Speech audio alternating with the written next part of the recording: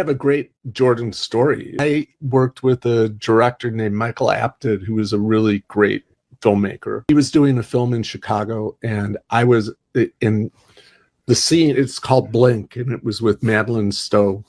And there's a scene where it's at the old Chicago Stadium, and the scene is basically a blind woman and her best friend.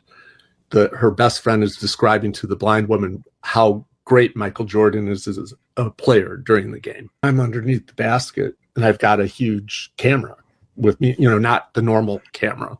Yeah. And as they're warming up, Jordan comes over to me and he goes, "So what's the deal?" And I go, "You're in a movie.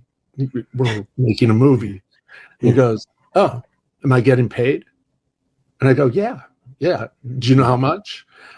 I said, "I heard 30 grand. And he goes, "Oh, what do they want me to do?"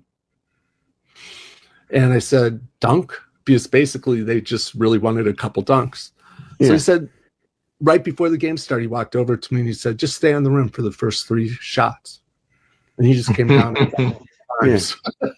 I'm not kidding. That whole game, underneath the basket, he would shout to me what he was going to do. And Alonzo Mourning, started talking trash to him, which was not, the trash was hilarious. It was the old Charlotte Hornets. So it was, Larry Johnson and his grandmama days and all, so you can imagine the banter and all that stuff. And, but Mourning really started talking trash to him. So he was inbounding the ball under the basket, and he turned to me, and he's on camera. He turned to me and he goes, "I'm going to throw the ball into Pippen." And he's screaming it so that Mourning hears it. And Pippen's going to throw it back to me, and I'm going to dunk on that, motherfucker. Right.